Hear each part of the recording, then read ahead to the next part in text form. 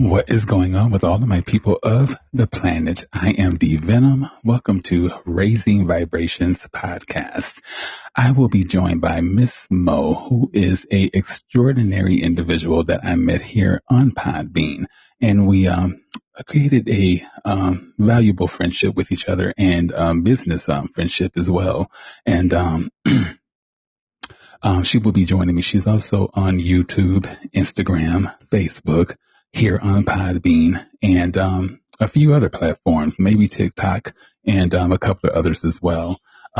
Anyway, I hope I schedule everything correctly because we were supposed to go live at 12:12. So I'm here with you guys, and we're just going to wait for her to, join the conversation. Anyway, we're going to be discussing different topics of conversation in regard to dual diagnosis. I'm sorry, regarding being addicted and having mental health issues and things of that particular nature, and some of the issues and concerns that I've been dealing with in regard to addiction and or mental health that I want to address alongside with Miss Mo, who can probably give me some insight and give you guys some insight as well. Let's see here. 1 second. I want to check a couple of things real quick. I just want to make sure. Okay, perfect. I'm just reading what I said. So basically, the show features myself and Miss Mo, a master sobriety coach stationed in Portland, Oregon, discussing how not to make relapse a part of your recovery. We'll discuss the various different protective barriers an addict can take to elude relapse from a professional and spiritual standpoint. There'll also be a discussion centered around addiction and mental health and how the combination of the two can prove detrimental for most. We'd love to hear your opinions we'd love to hear your opinions on our topics. Join, call, and they're welcomed. Matter of fact, here is Miss Mo. Hold on 1 second.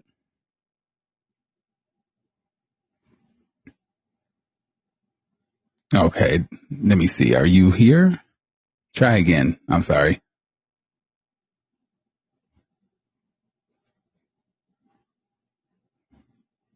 Hold on. Let me see if I can invite you. Okay.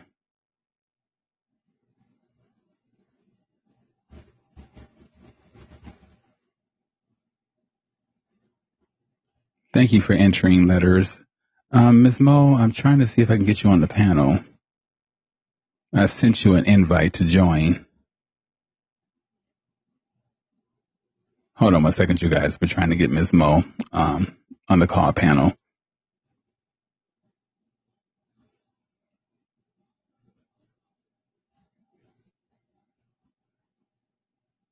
I see that your mic is turned off, Ms. Mo, or something. Let me see.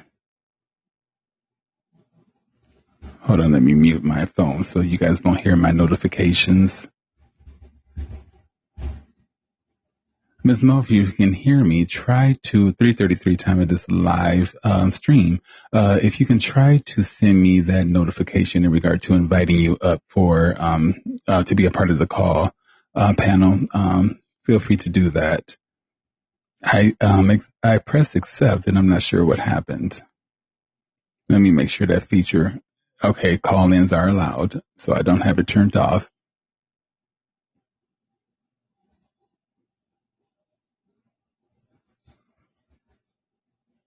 I'm hoping that we can get her. Okay, let me see.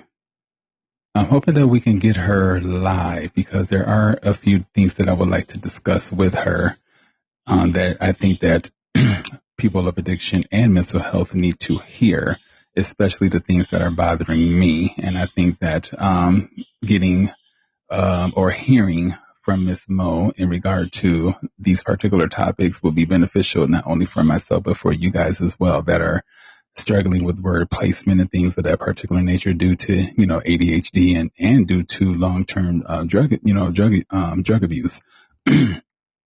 I did not take into consideration when I was told back in the days how, abusing drugs can affect a person's mind long term. And now I am seeing it and feeling it, and I don't like it, and it's starting to bother me big time. I'm going to screenshot the various different times that I stop my recordings, and due to word placements, and it's over 300 and something times that I've deleted videos, due to. Hold on one second.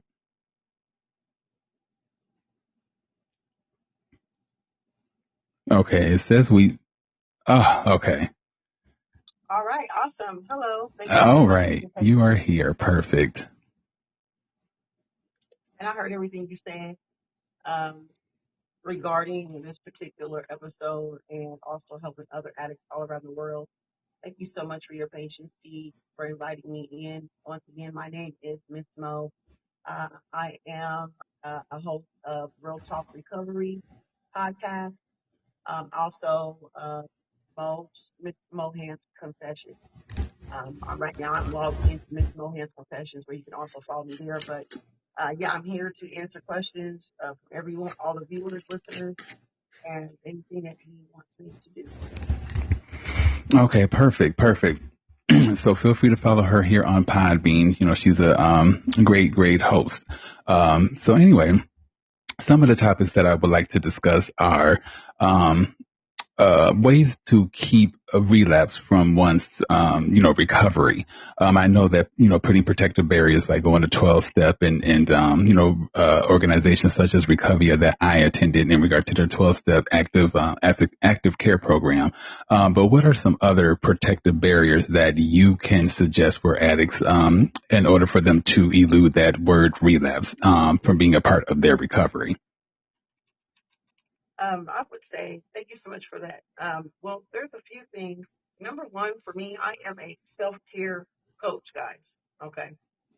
And a certified master peer support specialist. So I understand that the main reason why most people relapse is because they either feel alone, they have these they're triggered in some way and they don't use the tools or they don't actually have the education to use new coping skills.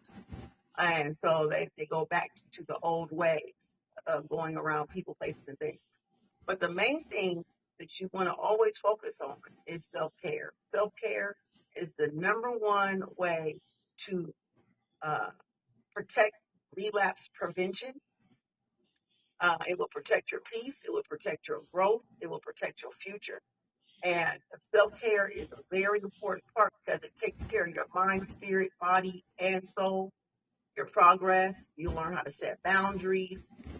When you practice self care, you are building self love, um, and that increases your self esteem. And when your self esteem is a little higher than usual and it increases over time, you start to making life decisions based on your boundaries. And your boundaries and standards is what kind of basically focuses on your values and morals. You get what I'm saying? So those when you build that self esteem up, you would see yourself to be the way your divine or your higher power would see you, rather than the way cruel people see you or your uh, Now, what about, okay, not to interrupt you, but what about those individuals? I believe the word is agnostic, individuals that don't believe in a higher power or anything like that. Now, reading the big book alone, it definitely focuses on, having a spiritual awakening and things of that particular nature. But for those individuals that don't believe in God or whatever the case may be, how would you not influence them to seek a higher power, but how would you get through to them that I guess spirituality is something major in regard to recovery? well, yeah, spirituality is a spiritual thing. Spiritual is all frequency. When we hear spirituality, it has nothing to do with religion. Let me just clear that up. Religion and spirituality is two different types of worship. Okay. When we come down to higher power could be pretty much anything that you respect. So at one time the dope man was my higher power. Dope itself Mm-hmm. was higher power because I would Mm-hmm. do anything because I respected the person that delivered it and issued it to me, you know. So I would say the dope man would have been my higher power. But today I have my own higher power. You can see yourself to be a higher power because Mm-hmm. we are spiritual beings. So and that, I think that's just like just to kind of bring out the underline because people hear spiritual and they automatically think that you have to believe in a Jesus or Allah or something like that. And that's just deities, you know, that's just like I could praise Cleopatra as a higher power. And that Mm-hmm. means Or gods or or goddesses and things Jesus of that nature. Mm-hmm. or Zeus, right? You know what I'm saying? There's lots of different methodical type of deities that some say they never existed, some say they have. But what your higher power represents you and inspire you to be is what you want to, focus on. So, in lack of other words, a person's dog could be their higher power. I mean, anything could be a Yeah, person's higher power that will get them through so that they can, exactly. not relapse and stay on that road to sobriety. Now, my other question would be, now I attend, quite a bit of 12-step meetings and other organizations to, stay sober. And I've noticed, a lot of people relapse due to relationships. How would you go about addressing individuals that continuously relapse because of a boyfriend or a girlfriend? Okay, well, it just shows that they're not ready for a relationship. First off, there is a rule that all of us 12 steppers know and we are religious about. Okay, and once again, this is something we take seriously. Okay, and but one of the things, the most important rule is the first year of recovery, the first year of working your steps, the 12-step program is that you do not involve in any serious romantic relationships. Keep it strictly platonic and only platonic of those who wants to live a new life and learn how to live without the use of drugs and alcohol. I do believe I posted something on my Facebook and Instagram platforms in regard to relationship addiction, I think is what it's called. Some Um, people are addicted to being in love. In hmm love with being in love. We heard that term plenty of times. Trying to fill a void because they are running from the shadow work. The shadow work that we do is the 12 step within that 12-step program. Okay.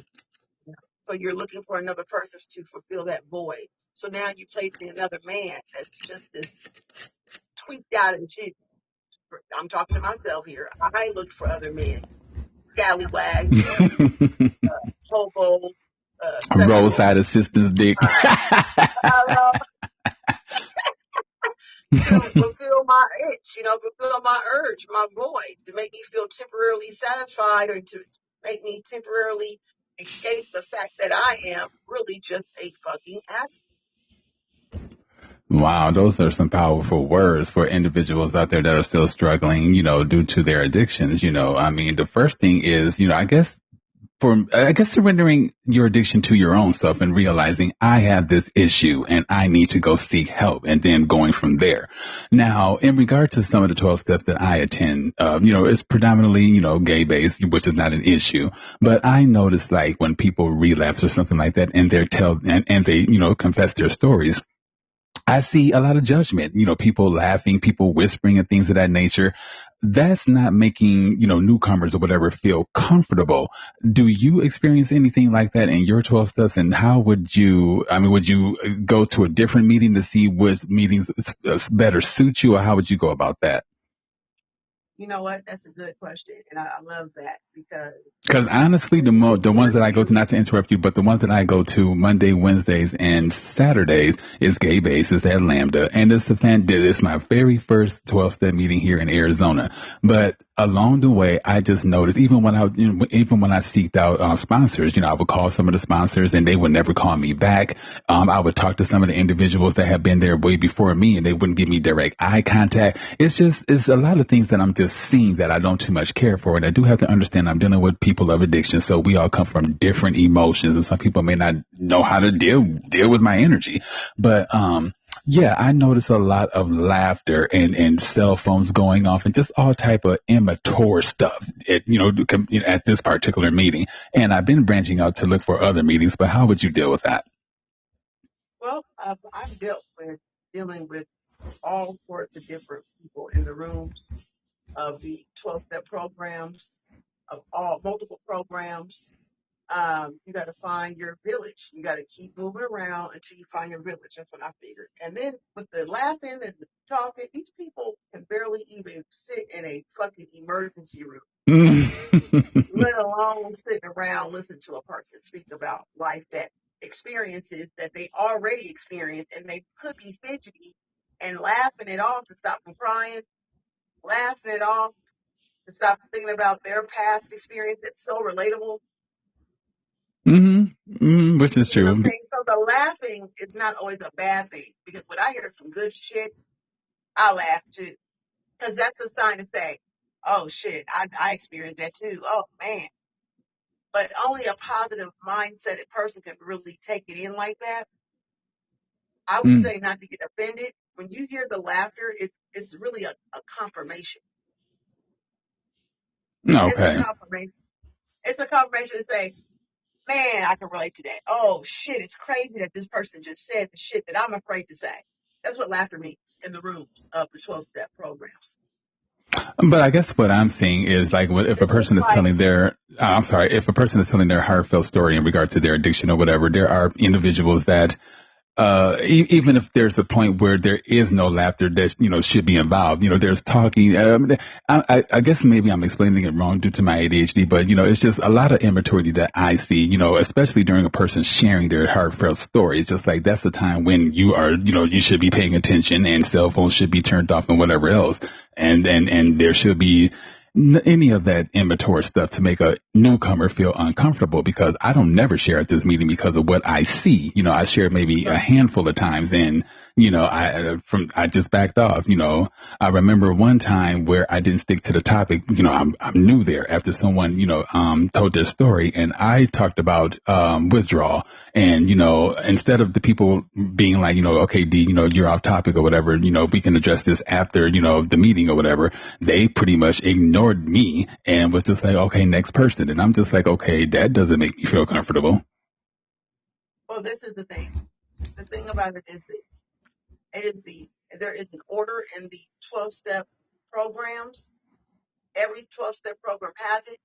You have a chairperson, you have a secretary, you have people that read, and then you have the person that speaks, chairperson would speak and pass the torch over across the room. It is the secretary of the meeting responsibility to make sure there's no cross talking, to ensure that they follow the 12-step program traditions by all means necessary. Some secretaries are much more lenient than others. And I I get would that. suggest, I learned that I when I would, was at wait a Recovia. moment. I I'm would sorry. suggest, I would suggest that you uh, call a business meeting, because every group has a business meeting, and it's up to your group to define when that is, schedule that, and then you can talk about what you're experiencing, and then you guys can work as a group to tighten that up. But it's not Okay. going to work if you call yourself calling people out and da da da, like you in the classroom at in high school or middle school. That's not what that program is about. It's you allowing people to be who they are, give people the benefit of the doubt of understanding that they have ADHD like us. They Here, some people can't handle the truth. Hmm. I had a mother, and I love my mother dearly, and she's an indigenous person to the core, right? From DNA all the way to the foot of her, from the toe of her foot. Okay. And she was a loving, beautiful, wonderful person. But one of the things that I could not take from her, and I knew over time it wasn't her fault, is the fact that she could never handle the truth. So every time she hears some real deep, true shit, she would get fidgety and she'll start distracting herself, and she'll start doing all these other things to kind of like try to ground herself. So you can't really look at it as giving you a different perspective of how to look at this would be, it's them trying to find their way to ground in a room of, to them, an unstable space. They didn't, your share that took them back to a space.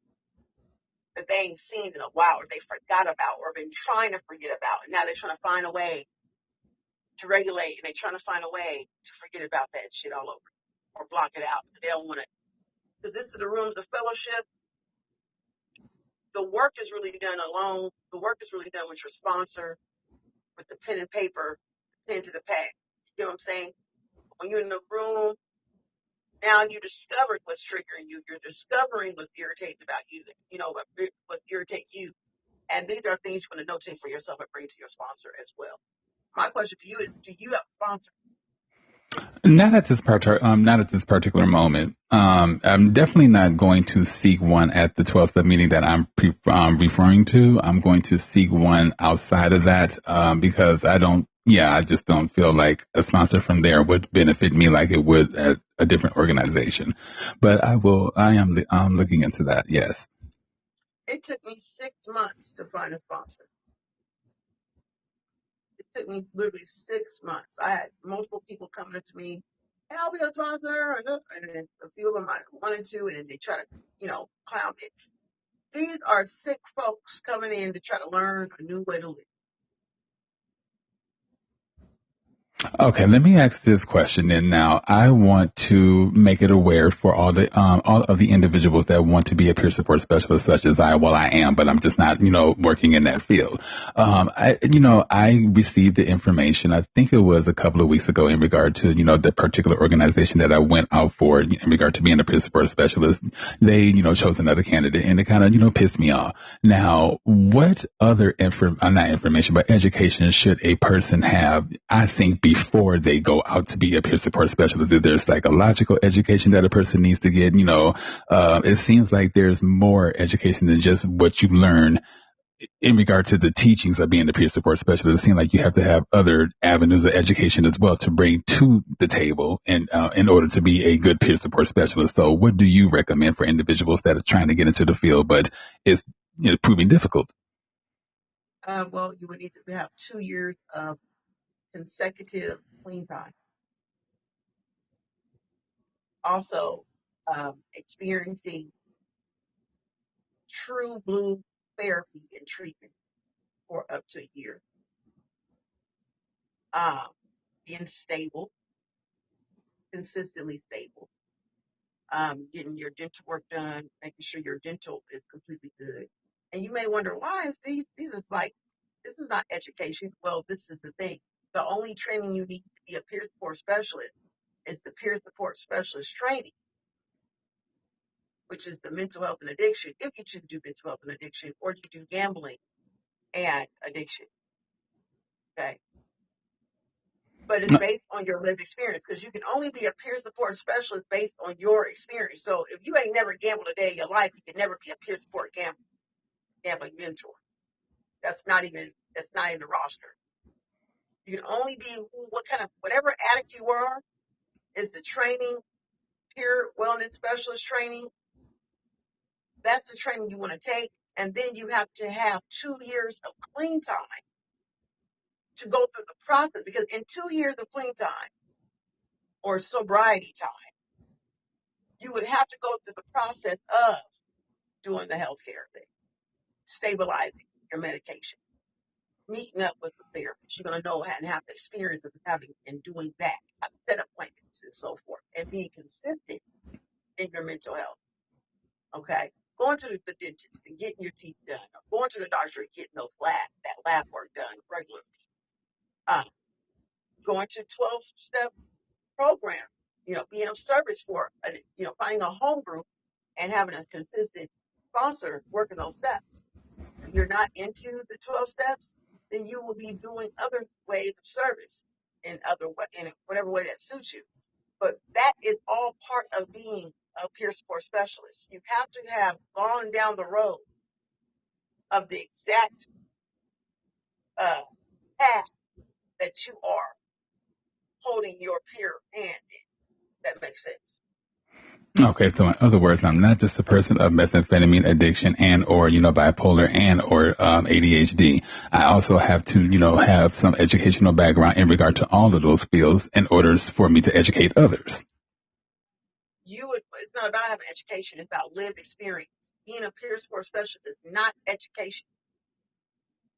It's being resourceful, and it's about living the experience. So you want to focus in that niche of methamphetamine addict, uh, working a 12-step program, plus dealing with your own dual diagnosis, then that means you would go for a peer wellness specialist training with addiction and mental health, both tied in, which comes with that, right?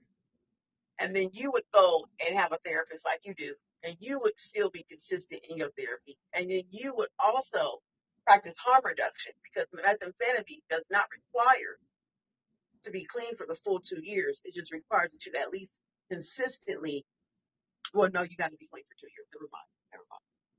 But you would have to learn. The only education you would need to learn, I'm going to tell you this, if you want to go educational with it, would be uh, mental health, uh, mental health first aid certification. Get a mental health first aid certification, get a CPR certification, and have 2 years of straight clean time. And that would put you on a map to receive the ultimate peer wellness specialist training and be certified. Certified. You can still work in the field, but you'll be limited of what you can do. You'll probably be confined in one space. But if you want to kind of travel out and take your clients to different places and really hold their hand through life completely full circle, you would have to be certified.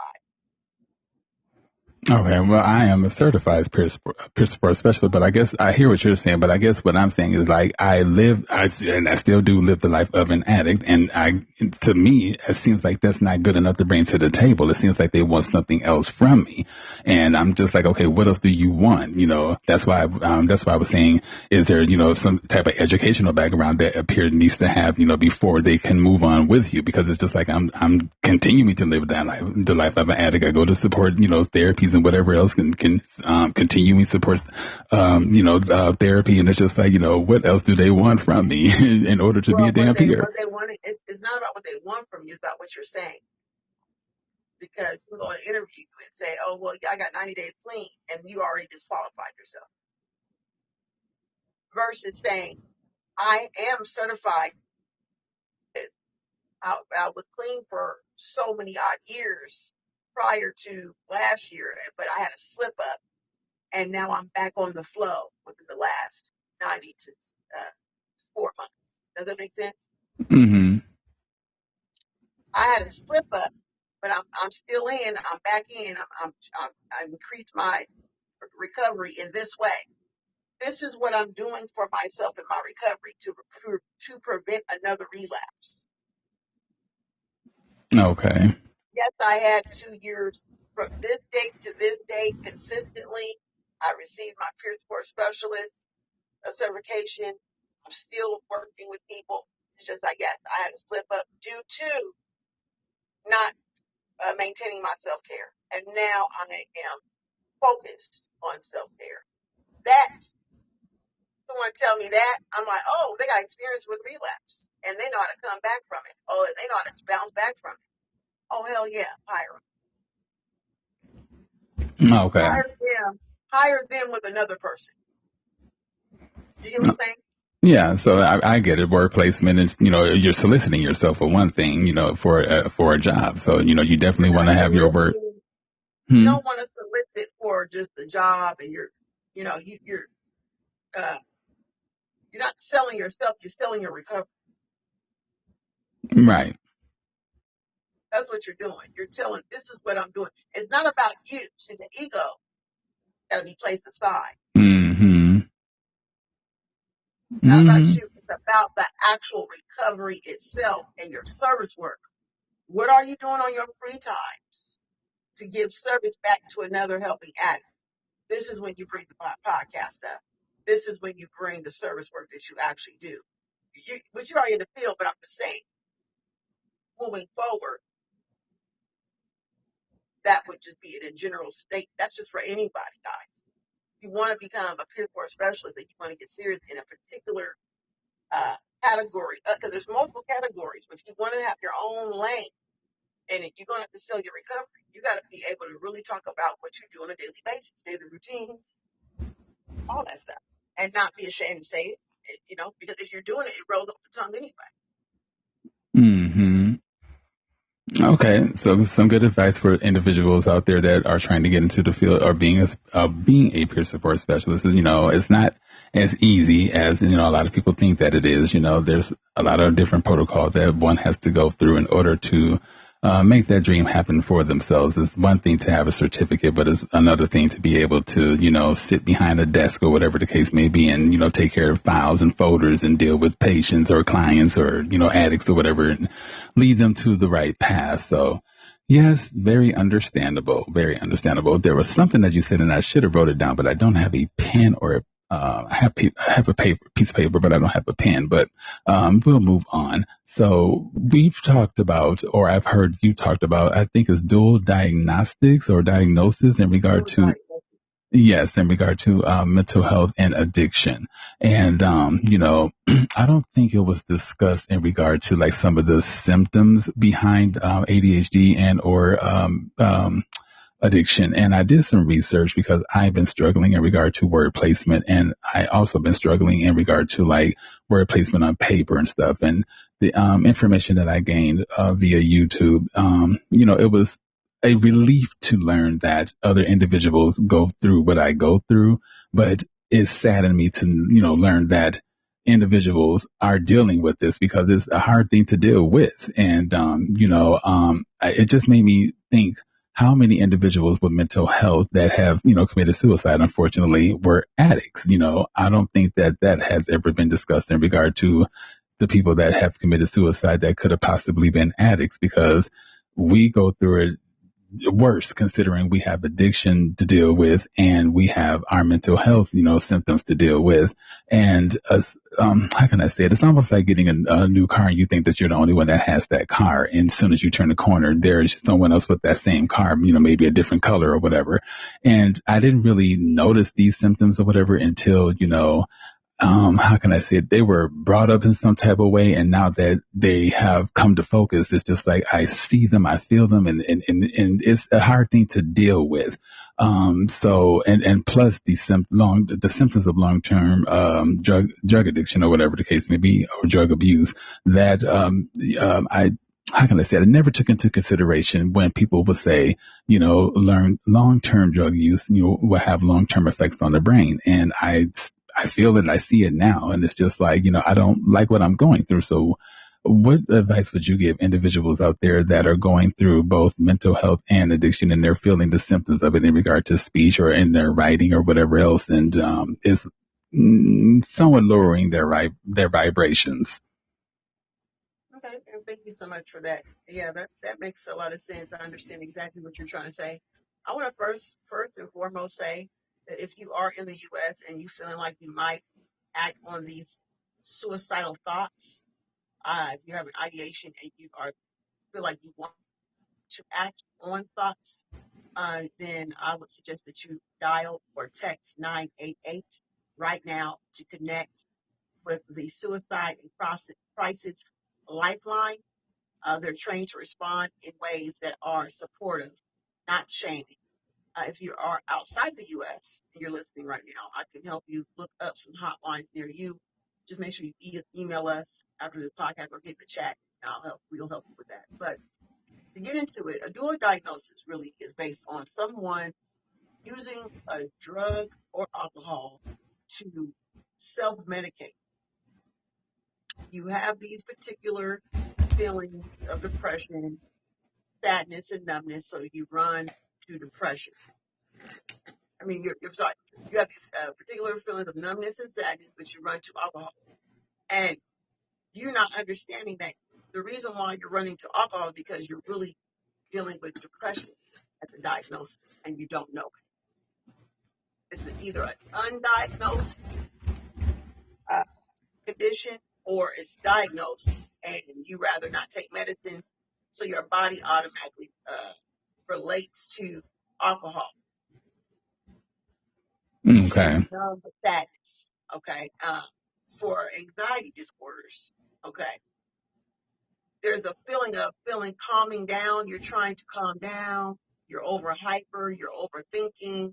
You're jittery. Your anxiety is way up.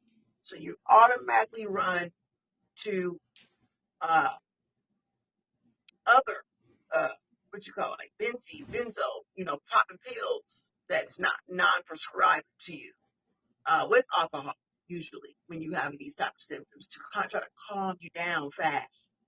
Okay, that's another form of trying to self-medicate. You got the people like me, like PTSD or CPTSD, okay? And we have flashbacks about shit that happened to us, nightmares, uh, super hyper vigilant, everything, one little move, boom, get to shakes and shit. You know what I'm saying? Mm-hmm.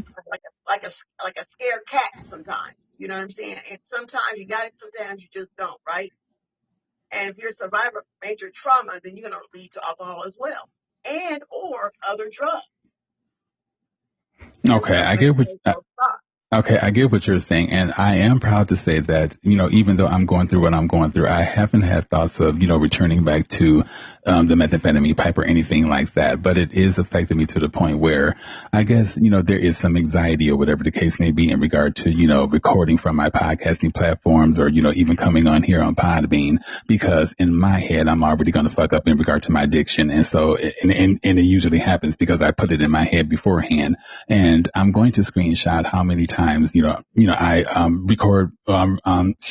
I record my videos over because of, word placement issues. And, that is, and to me, it's something serious because it's just like, 300 times, that a person is constantly, stopping their recordings, because they are so concerned about their word placement or whatever. It's definitely a huge concern. I talked to my psychiatrist about my issues, and so they increased my medication up to 350 milligrams instead of 150. This is going to hopefully slow the brain down, because what is happening is my brain is just overthinking and whatever the case may be, and I can't articulate fast enough, to keep up with. Well, Uh, mhm. and this is the thing.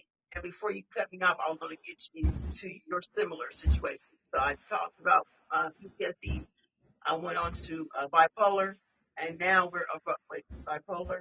Okay, let's get to bipolar, right? Because see, each diagnosis has a substance that's going to your brain is going to yearn it, your body's going to yearn a different substance. Does that make sense? Mm, So one of the reasons why most people, uh, bipolar. Okay, so we got mood swings, feeling like you're out of balance. Is a manic depression.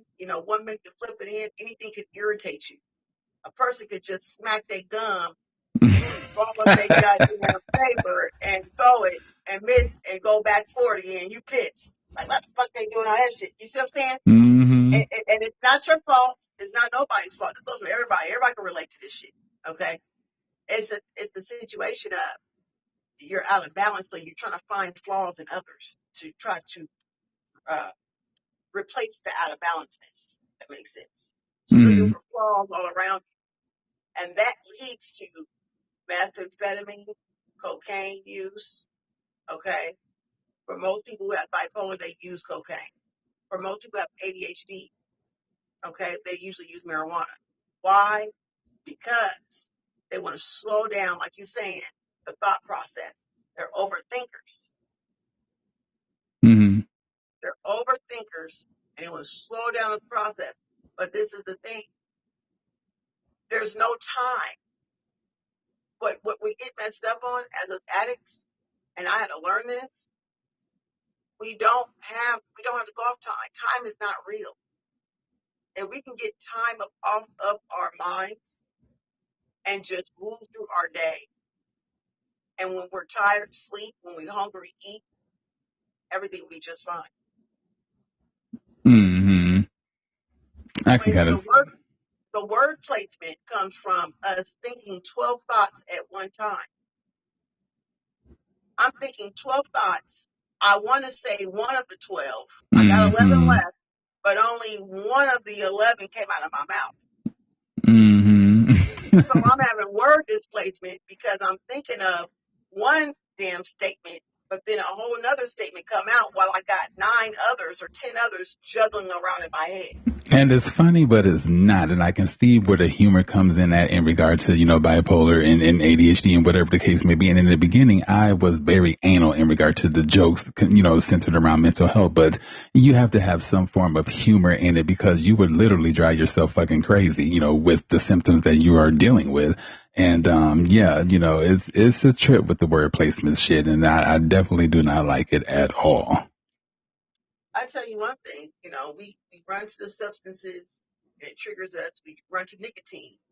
We think that, okay, we clean, we're sober. Now we're going to just take a smoke. But I'm telling you right now, I tried that too. I said, let me go ahead and use some tobacco while I, binge off of whatever else or clean off or detox off in my first year of recovery. I was so shaky. It was like the more cigarettes I smoked, the more anxiety I had. So I had to cut off everything. Everything, it was a ripple effect for me.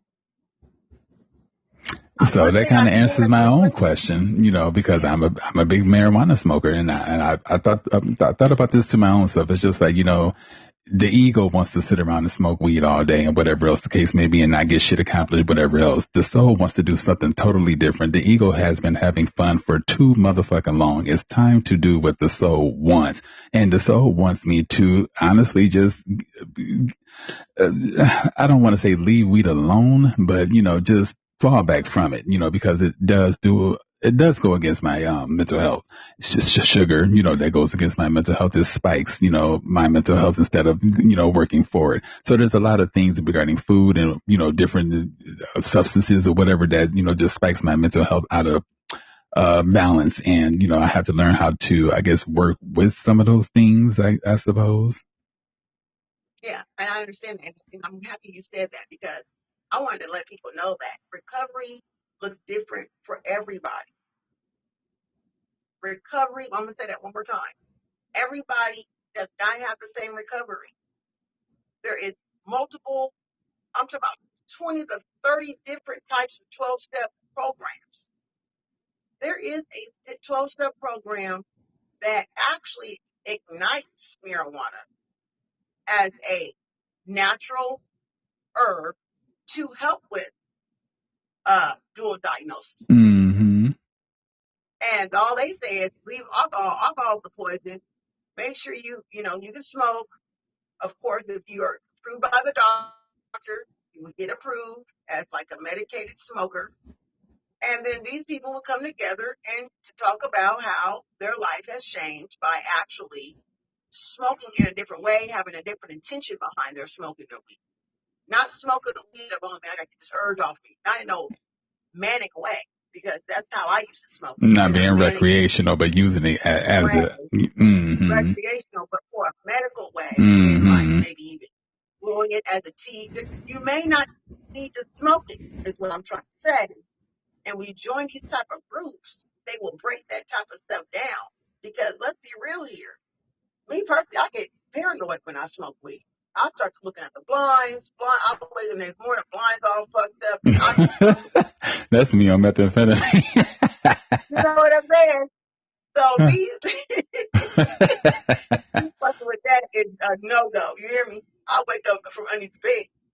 But for those who can actually smoke and it really do soothe you, for God's sakes, I'm not saying not to do it. I am complete and full support of those who can actually get medical approved. Get it medically approved. Add it into your recovery regimen. I'm glad that you said that because a lot of people, that are sober coaches or in, 12-step meetings or whatever, they're against individuals that incorporate, marijuana into their recovery. Not everyone wants to turn to a pill from the doctor for their recovery or whatever else the case may be or to cure something. Some people want a more holistic and spiritual approach to their, recovery or their medical ailments or whatever. And that's where I'm at. I don't mind, conventional medications, but I am more on a holistic approach. And if I have to turn to conventional medication, so be it, but yeah. I believe that you can orchestrate your recovery the way you want to. create the support group that you need that will support you in it. And when it works, and keep what works. The thing about it is when dealing with meth, and you've been a meth user for so long, and I'm speaking for myself as well, because I did a lot of cocaine. I got holes in my nose, for God's sake. Oh All no. cocaine, the oxygen, okay? And so, and not to mention the smoking too. Come on, keep it real, okay? I ain't gonna sugarcoat shit, all right? Because this is what we do. As addicts, we like to I'm hide glad you shit. kept that real because I didn't know that. I mean, keep going. We like to hide stuff, okay? And the way that we recover is through telling the truth and being honest with ourselves. You know deep down inside, something in your DNA, something maybe your ancestors have placed inside of you is that marijuana is maybe really close to your DNA. Maybe marijuana is your holistic real herbs that you can Mm-hmm. use, but maybe you're using it in a different way. And this is what Mm-hmm. recovery is all about, to figure out, okay, I may not be good with smoking it, because if I smoke it for some reason, and if I may want to get a drink after I smoke it, and then for, I'm back on meth, I'm rolling the pipe. So if you know the whole situation of something going in and out of your lungs is a trigger itself, then you wouldn't want to fuck with it. But I think that looking at getting a holistic opinion of a professional, seeing what a professional would actually say about different ways on how to use marijuana, maybe even kind of peek in and sit in one of those groups and figure out their perspective on how other ways to use marijuana. Because there's marijuana teas, Mm-hmm. Mm-hmm. okay? You can take marijuana baths. I don't know. Look, I'm thinking outside the box here. I'm just throwing it out there, guys, because that's what I do. I'm a creator, and I think outside the box, right? That's what peers do. I wouldn't be. I wouldn't doubt if it happens because I had a ex friend that took a bath with a little bit of bleach water. If a person could take, I seen that too. If I seen a person take bath with bleach water, God, by golly, wow, I bet you by golly, wow, some damn good old weed breath is going to be there. If I could take a bath with basil, what the hell? What's Mm-hmm. wrong with taking a bath with some good original organic marijuana? I'm just saying. Mm-hmm. I'm Mm-hmm. not against it because guess what? Nowadays, the way it's looking like we need to go and really start being mindful and really reading ourselves properly, reading everything around us, and being more informed about other ways. It's not always one way to skin a cat. Remember, they say it's 9 ways to skin a cat. We hear that all the time growing up. Mm-hmm. You know, so yeah. But being fresh in recovery, I want to add this in there real quick. Trying these different routes in your recovery, trying different ways to kind of like build your own recovery, it takes time. This is not no overnight thing. And I want people to really understand that no matter what, the first year in your recovery, you always got to be substance free across the board, because it's just a way for you to know who you are outside of everything. Mm-hmm. You got to strip it all off. Mm-hmm. Mm-hmm. My boyfriend, my man, he gave me the challenge. I can't call him boyfriend no more. I got the promise ring, but my man, you know, he told me, he said, listen, if you really for real about you being a woman, being a wife, being serious, being a mother, being experiencing motherhood, and really being a full divine feminine, strip off the wig, strip off those lashes, Mm. strip it off. And how hard was that for you to do? I was crying like a baby. Mm. I said, wait a minute. So guess what that showed me? That showed me that I was addicted to the lifestyle. It wasn't really about the drugs. It was about the lifestyle, that I had a vanity issue. You know, there's things, the nails, and I still got my nails in. I worked hard, you see. So I'm okay with that. But you know what I'm saying? But it was a challenge for a long time. I didn't wear nails either. I literally stripped myself from wigs. I even shaved my hair off, everything, to live completely clean and sober, mentally, emotionally, and spiritually. And I've learned so much about myself. And I'm sure you have, and I think that I need to face that same challenge because if I want to reach alignment, I have to merge my ego with my higher self, and the ego definitely do not want that to happen. Just like with my ADHD, I don't want to hate any of those, ailments or whatever. I want to work with them. So, I definitely am going to be doing a lot of shadow working or whatever, but, I don't want to work against, what I have. I don't want to work against what I have. I want to work with it. And I'm glad that you mentioned spirituality in a lot of different aspects when you were talking, especially when you're talking about the marijuana aspect and, going back into like your family traditions or whatever, because I kind of cracked the code to my spiritual lineage and come to find out what is Inti, the Inca sun god, is a part of my spiritual lineage. And because I'm Andean and I'm Mesoamerican and Andean, so I wanted to know what their spiritual practices, are.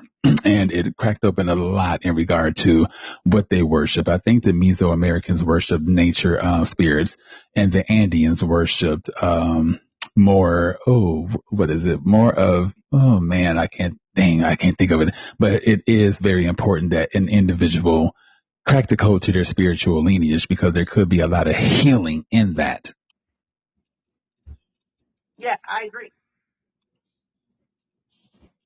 I mean, for instance, my friend, he has a lot of anxiety and he's part Japanese. So I found out I can't think of the name of it, a taco or something like that. But these are, women. I didn't know that they were blind, but they are blind women that, basically have been in special training in regard to mediumship and things like that. And they are sought out in regard to helping people, live a better life and whatever else. So I shared that with my friend and cause I'm just like, you never know, this could crack the code to your anxiety. They may have some type of remedy and, behind that. And, yeah, I just really think it's important for, especially, addicts or whatever to, see about their spiritual lineage because it could help with a lot of different things. Yeah, I completely agree. I mean, I did my research. I got my DNA ancestry DNA kit, and I have Hmm. not used it. I have it in my office right here, and I completely been sitting on the sidelines. I'm going to make a YouTube video. I may go on live and show people, uh, show me swabbing my mouth and all that stuff to get the DNA. But I know where I come from. My family already told me where I come from. I just want to get it documented on paper. Does that make sense? Hmm. But with this being said, it's like, my family is a Blackfeet, Blackfoot. I don't know. They call it Blackfeet, Blackfoot. They said it's two different types, Blackfoot and Blackfeet. I believe that maybe we're probably both. I don't know. But my mother, that's the problem I'm trying to figure out. My mother, is definitely, her father's full blood Blackfoot or Blackfeet. Okay. Mm. And then her mother is Cherokee and Sioux and Wickashaw or something else. And so really Blackfeet is the main, DNA of my mother. Okay. And they actually believed in the buffalo. Like we ate a lot of buffalo meat growing up. Okay. I ate lots of buffalo meat growing up. Okay. They worship the buffalo. They worship the sun. The sun is very important. Like standing literally in the sun, being in the sun, sweating did not bother them. They loved it. Absolutely enjoyed it. And then they believed in like sun dancing. They believed in the peace pipe. Okay. The Hmm. medicine peace pipe. And you wonder, what the hell is that? Well, it's a sacred prayer and connection with God or your higher power or your ancestors. You bring your ancestors to get the wisdom or whatever it is you need. Anything type of prayers you want, a miracle that you want, you'll pass around, sit in a circle, you pass around this sacred peace prayer pipe. And in that, supposedly, was marijuana. They said it was tobacco. I don't believe that shit. Why the fuck, But I don't believe it was marijuana. I truly believe that. So, Okay. Oh, while I have this question on my head, because I do not have a paper, but I don't have a pencil. Okay. Speaking of spiritual lineage, do you think that a person's spiritual lineage from years back could carry addiction in it? And this is probably why a person deals with it currently. um, well, they say addiction is carried over from generation to generation, but I don't believe that. It's not the addiction, it's the trauma that gets carried over. And the trauma leads to addiction. the trauma leads to addiction, because the trauma is first. Okay, let me stop. Let me phrase it. The grief is trauma. Grief is a form of trauma. You can grieve about anything, grieve about losing anything in your life. And it started with a lot of us indigenous folks who lost our land and stuff. We lost a lot of shit. Our great grandmothers went through hell and back. Our great grandfathers went through hell 3 generations, 4 generations back. And so we are dealing with what they lost. And so the way we deal with it is through our nervous system, man. It's hijacked. And so we would use substances to calm our nervous system. In actuality, they're trying to talk to us. That's what I believe. When I get them jitters and shit and I start to have anxiety, that's my cue to say, Mo, sit down. Your ancestors is trying to tell you something. Mm-hmm. The old Mo, in my past life, I would just be like, oh my God, I got jitters. I'm going to the bar. I'm going to go take this shot of alcohol that should just make me calm down. Either I'm going to hit a bunch of weed, and then I'm going to hit the poker machine and maybe have some sex. And then I can wake up feeling better. But now that you know yourself as a sober person versus that addict, you know how to make better decisions for yourself moving forward. The better decision I have as a sober, recovering addict is that I sit down and I listen to my jitters. I sit down and I listen to my stomach, my butterflies in my stomach, the butterflies in my heart. Don't forget the intuition. That's the intuition. Mm-hmm. That is the thoughts that came in my mind after mid blue. I'm feeling good, but all of a sudden I get around these people and now I hate myself. What the hell? What the helly? Mm-hmm. You know what I'm saying? That ain't, hold on, I was in a good mood, but I got around these motherfuckers and now I'm in a bad mood. It's time for me to move around.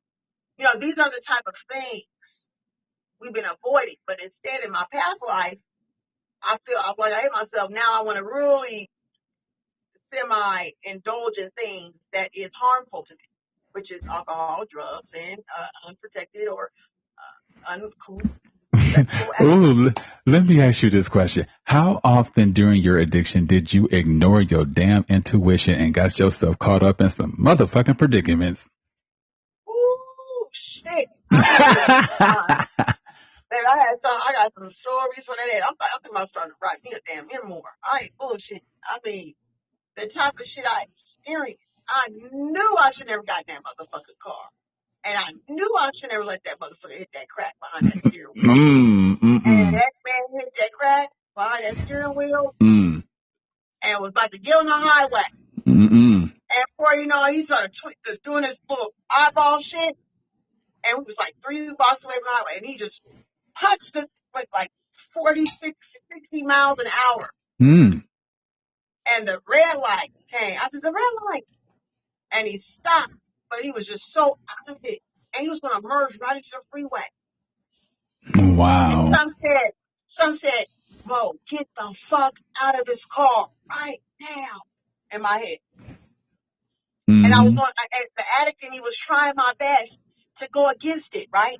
No, okay, no, but wait a minute. He's cool. I mean, and I keep looking at his eyes, and he's like, you know, he can't control this, you know how they go. He can't control the effect of the aftermath of that hit. And I said, oh shit. God said, get out of the car now. I hopped out the car.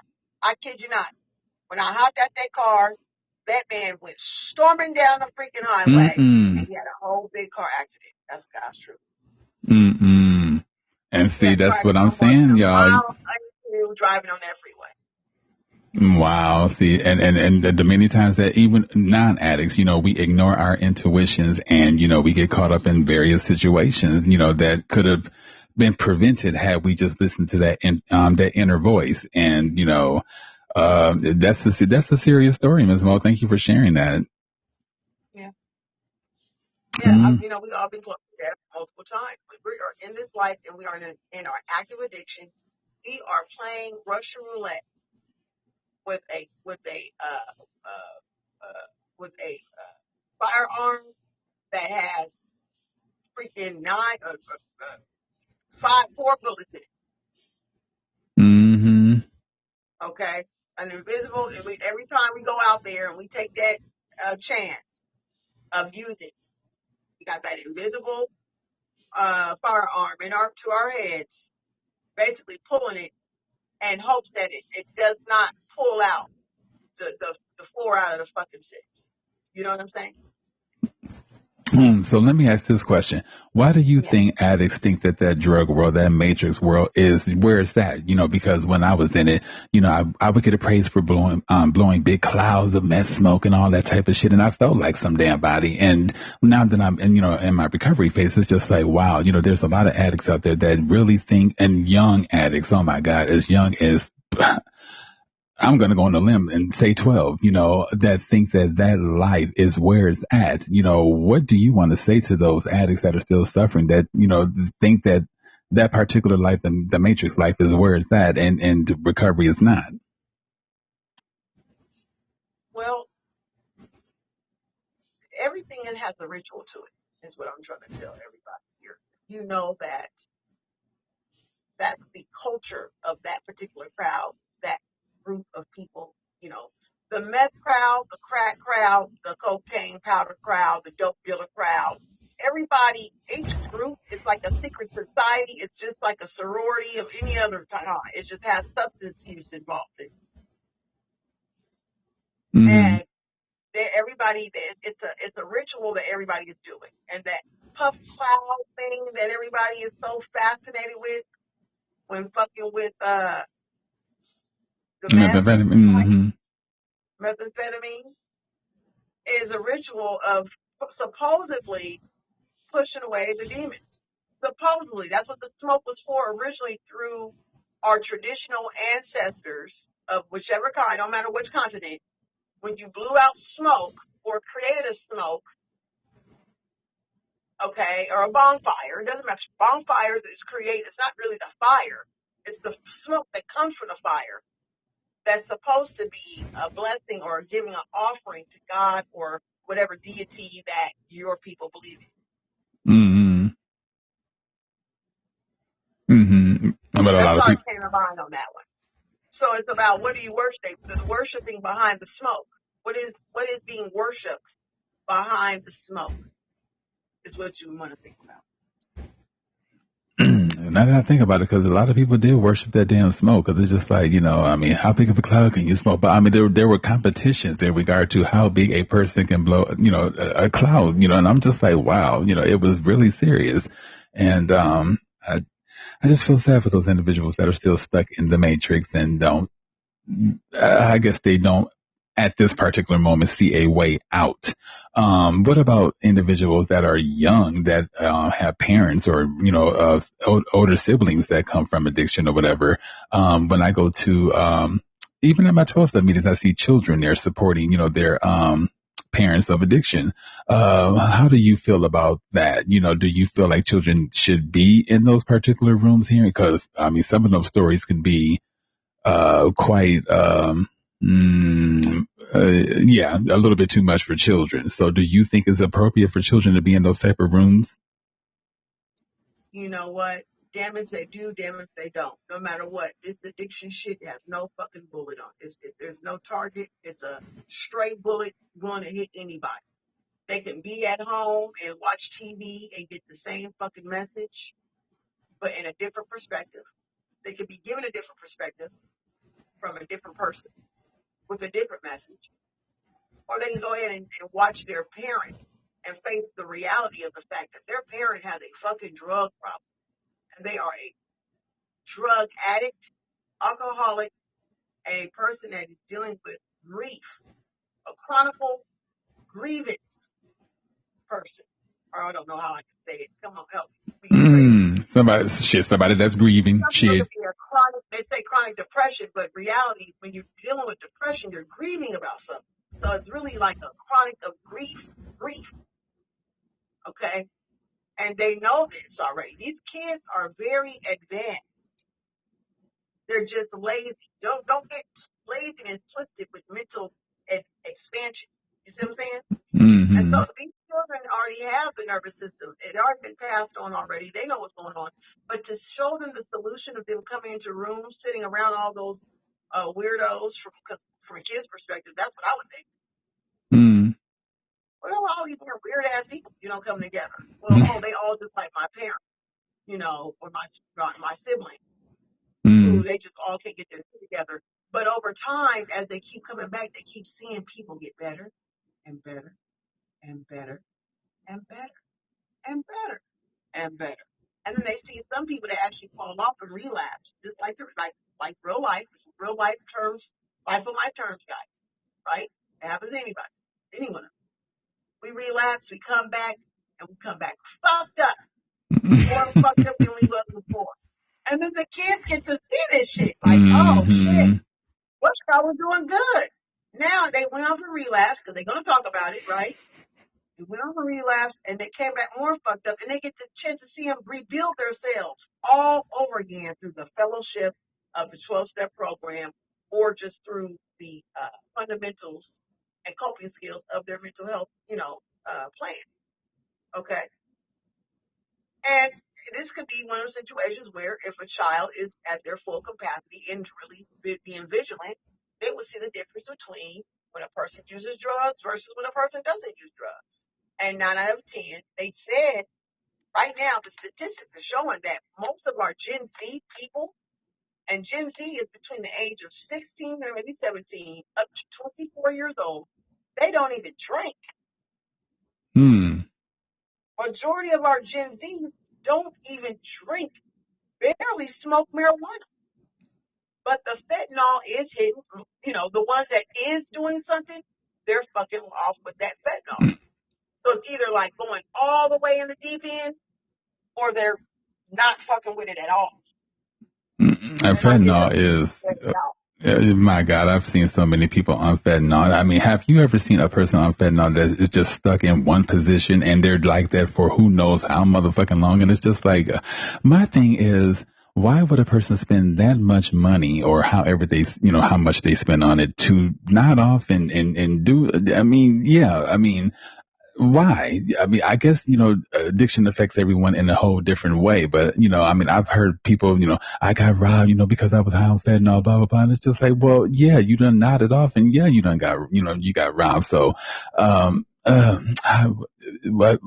I mean, Let's talk about fentanyl. Let's talk about this because fentanyl right now is just as deadly as the damn pandemic.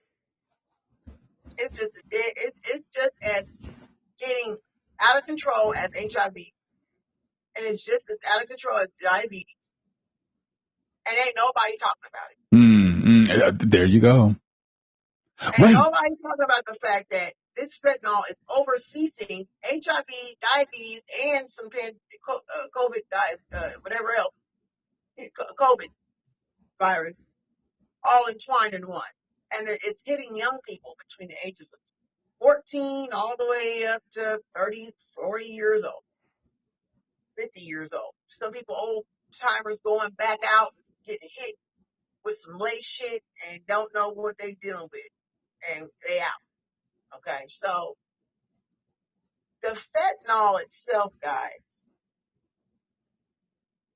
it's a trend that should never started. But my question is, have you ever seen a person on that fake weed? What is it Oh, called? Spice. Spice or Tunchi? Have you ever seen that?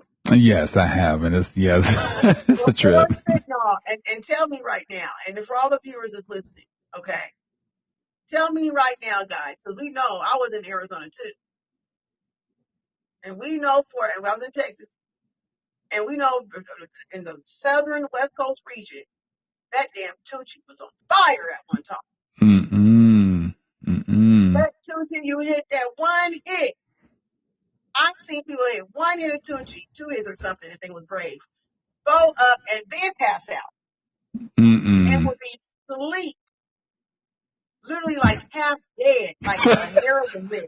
I don't want to laugh, but I'm picturing it because I've seen it And it's before. like that, but I wish and pray, but they're zombie-ish, but it's like a zombie. It's like, okay, we see zombie movies. The zombies they get bit, or can I say vampire? Maybe vampire may be better. a vampire movie, you get bit by the vampire, they turn you into a vampire because they suck your blood, not all of it, but just enough, right? To where now you're dead, you don't know you're dead, but you wake back up and now you're thirsty for like unlimited fucking blood, right? That's the myth of a vampire. In Mm-hmm. this Mm-hmm. situation, that's what Tucci does. Tucci takes away the energy of a person. One hit is like all your blood being taken away.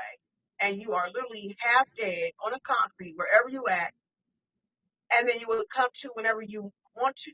8 hours later, 12 hours later, in the beating sun, in the cold, blistering rain. Doesn't matter. You don't even know you exist. You was out of your body, literally. The fentanyl is having the same effect. The only difference is they don't even lay down. It's like they really is stuck in position. Now that's I, a whole nother situation. I have a story behind that spice. I remember back in Vegas, it was a Mexican club. I can't think of the name of it, but next door it was like a factory or something. There was some stairs, and myself and some dude was smoking that damn spice. And all I know is I woke up with I was slobbing. Thank God no one took my keys to my damn car. I didn't know where the fuck I was at. It was daylight when I started smoking the shit. It was night. When I woke up, the sun was beaming. Child, baby, I said, no, I cannot do this because that shit had me, yeah. Maybe I seen a vibrant person, so vibrant, cool, somebody passing that goddamn spice, and that shit took they had all of it. And then I seen my boyfriend, and this is back in the day when I was in college, I was living in Florida, and they was just starting to come out with the fake weed, the Tucci. But I'm sorry, it's spice. They called it spice because you could sell it, you could buy it in the store. $10 a pack. Okay, it was different colors and shit. It was not real weed. The whole purpose of the spice, y'all. Let me tell you, give you a background of this shit. Okay, for y'all Gen Z, let me get y'all up on this. Okay. The whole purpose of why that spice was even created was to make sure that us 80s babies could still smoke weed because we was natural born weedies. Let me just put that out there. Crack babies. So we had to smoke weed. We felt like it was part of our lives. We could not let it go. We could not get a job unless we had no weed in our system. So the closest thing they did was to create the spice so we could still get the same effects we needed to cope with life and then keep our culture and still go get a job. It was not meant for long term. It was just short term for us to cleanse our system, smoke this shit to take the place temporarily of the real weed, the real marijuana, until we get a job and then we can go back to our regular smoking. How the That's what fuck you it gonna was get a regular prepared job for on spice? because spice didn't show up in our system. It was made specifically for us to find jobs. You Interesting. understand what I'm trying to say? I mean, It I was just like find a it harm interesting. reduction. It would be a harm if it was used today. It would be a harm reduction. It would be considered like a harm reduction. It's like a teeter totter. It's like a method. Okay, it's like a person that's trying to get off of heroin. They take that liquid. What is that? What is it? Uh, Methadone. That's in It's that like a little methadone to the thing. heroin. That's what the spice was for. The spice was a methadone basically to the marijuana. Does that make sense? Mm-hmm. Okay. People started abusing it way more than what it was supposed to be. People even started mixing it with the weed, actually. They wasn't truly using it in the way that it was supposed to truly be made to be useful. So anyway, so how I was introduced to it was basically of that. Oh, y'all, this tried. It was literally advertised on television, everything. And so my boyfriend at the time I was with, my childhood boyfriend, we grew up together, everything. He tried it. He's like, no, we gotta try this because I really need to get this job. I gotta get this weed, and so this is gonna really help. So let's just both work together on this. I said, okay, fine. I'll smoke one with you to see how it feels. He rolled it up. He smoked it. He took the first. I let him do his thing. He the man.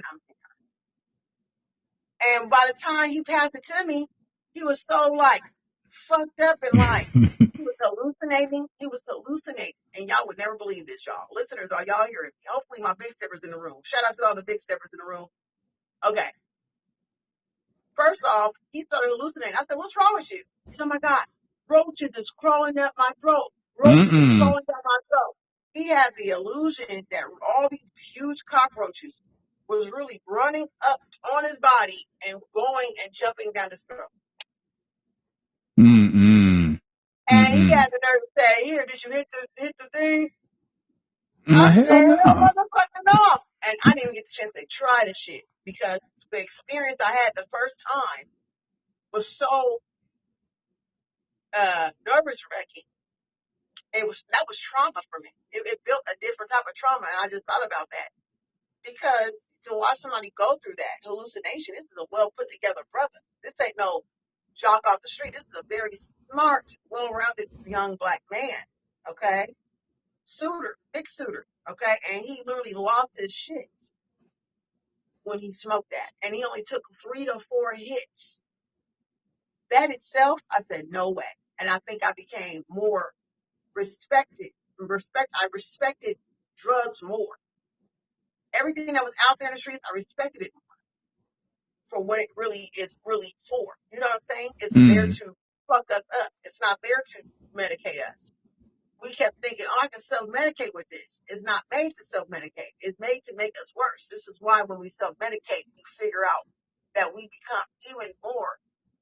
We often, people often self-medicate with substance to cope with mental health symptoms, but the substance use can also trigger or even worsen our mental health issues. Both Oh, conditions feed each other in cycles, making recovery more complex, but, it's still not impossible. Anything could work, you know. okay. 1 second, Ms. Mo. I have some people to address in the chat. So someone said everyone wanted to blame bath sauce on eating people's faces, but it was actually spice that it was. So how do you feel about that? In regard to that person, but it was in Florida that they ended up eating that individual's face due to what was allegedly was bath sauce. But this is the thing. I don't know if it was bath salt or not, but I know that they took that fucking spice off that market after that happened. Mm-hmm. They took that spice off the market. All them fucking corner stores took it off, and they took it. They took that drink that we used to drink, the Four Locos, off at the same damn time.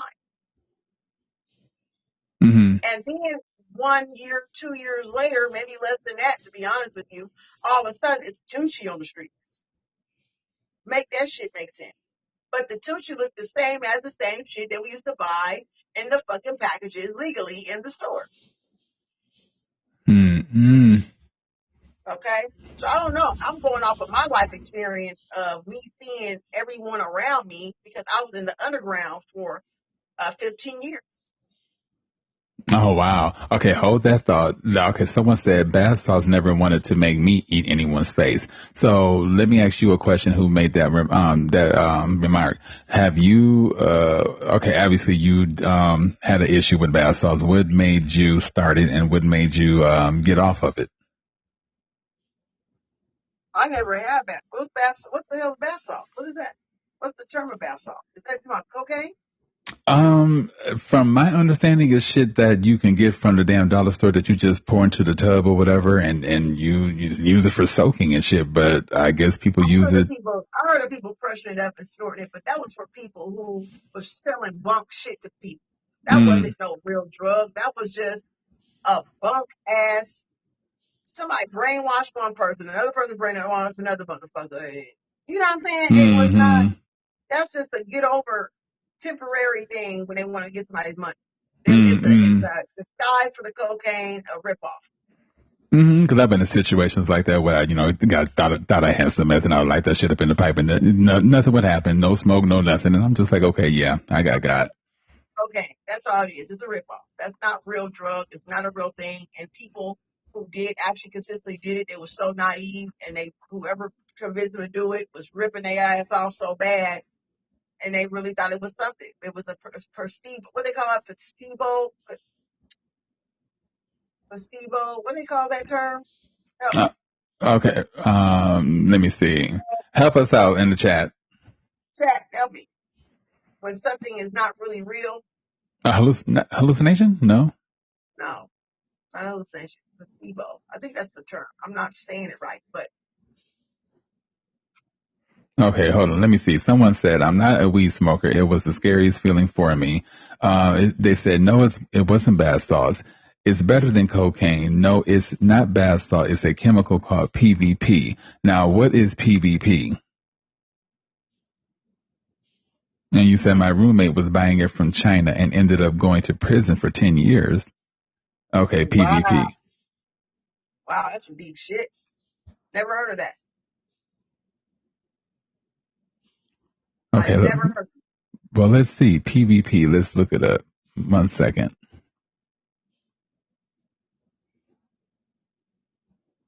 PVP. Thank you so much. It's M. She says it's MDVE, something like that, as an alternative name for it. Okay. Yeah, Because what I'm finding is player versus player, and I'm sure that has nothing to do with what she's talking about. that's crazy as hell. Yeah, I don't know what that is, and I've been in the underground for 15 years, and I never heard it before. I'm gonna keep it a book with you.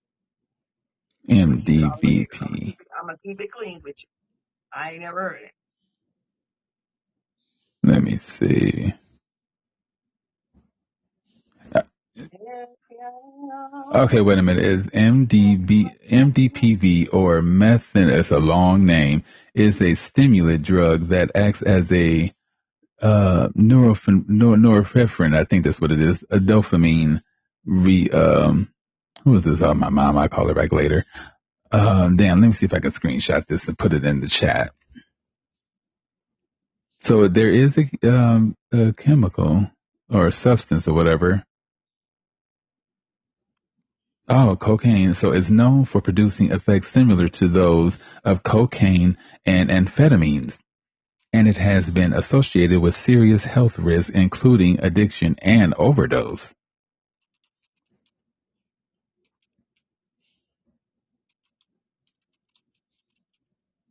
So it's a dopamine reuptake, something like that, inhibitor. Inhibitor. I'm sorry.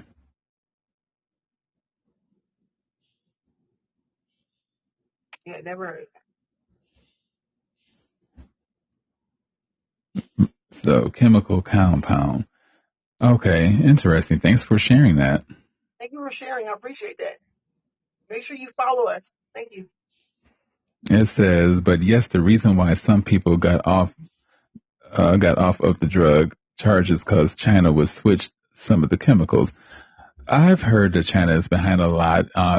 For quite frankly, I do believe that I've heard or read that methamphetamines started somewhere in Japan, if I'm not mistaken. Anyone know anything about that? I do believe that I read that methamphetamine started in Japan and they started releasing it to the militaries and stuff like that, and they were using it in the armies. I remember Hitler giving it to his troops or whatever, so they can stay pretty much focused and up and be ready to fight. I don't know about that. Yeah, hold on, let me see. I'll look it up because always good to have your receipts.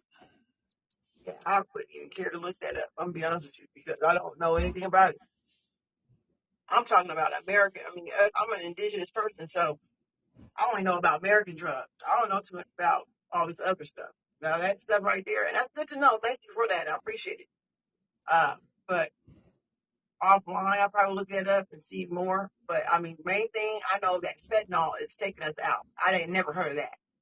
And I think if anything we need to be looking up is like, what is they have different medications that can treat the fentanyl addicts these days. And nobody ain't really talking about that. Some of these what you call that? Uh what they call that? Shoot, I always forget the name of the stuff that you push up in their nose and Oh, breathe the in their back. oh Uh my God, I know what you're talking about. I don't know why I never remember the damn name, and I saved so many damn lives over the last 2 damn years, walking minding my business. and seeing people overdosing on the side of the street. And I had to go run and get some It starts with medicine. the N, doesn't it? Yeah, it starts with an N. Who knows what that is? Next to something. Gosh, can't pronounce it. I want to say Norford or something like that, but I know Norcan, yes, something to that effect. something like that. Okay, I had to go run to different buildings and ask for the Norcan. I don't know. I can't remember the name, but y'all know what I'm talking about. And that doesn't even work anymore. I mean, you got to push up like 5 or 6 of them damn things up a person's nose, and you can't even do it back to back. You got to wait, 5 to 10 minutes, and then you got to try again. You got to wait another 5, maybe 15, 20 minutes, and then you got to wait again until the paramedics come.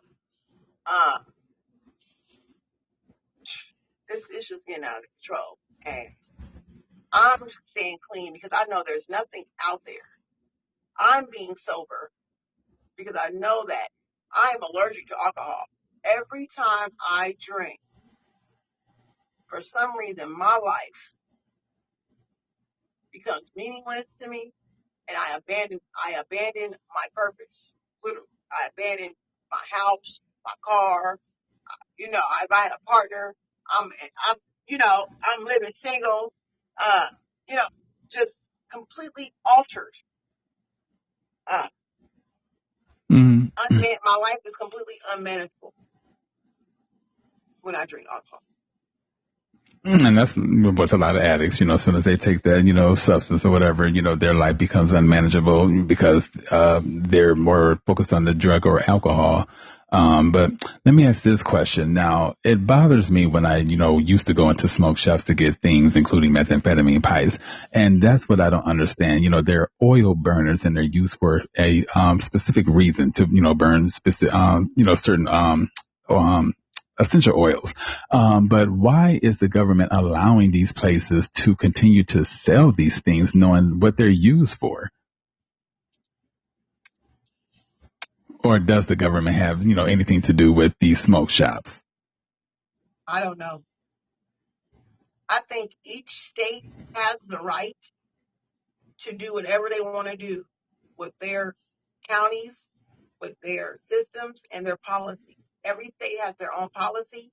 It's up to them. I believe everybody has their freedom.